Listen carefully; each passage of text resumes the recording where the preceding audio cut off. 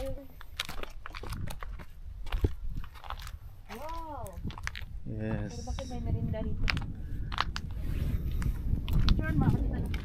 Okay, baba na tayo sa canyon. Slowly my dear kay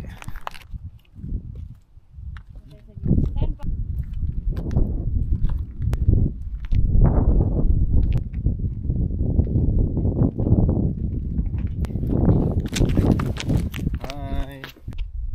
Slowly my dear. Takot kasi yan siya sa heights. Kaya nag-asawa siya ng maliit. Magandang puntahan dito pag ganitong taglamig. Wala siyang tubig. Siguro maganda rin tong puntahan pag tag-ulan kasi baka mapupuno to ng tubig kasi nakita ko sa sa Google Maps. May mga tubig ito.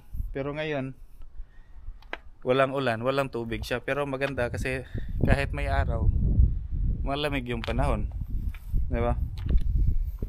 Tingnan nyo, mata siya, you know. Oh. Hidden Canyon. Mahaba pa pala to hanggang doon sa unahan. Yan sobrang ganda oh. Pwede mag dito, picnic. Ganda ng spot.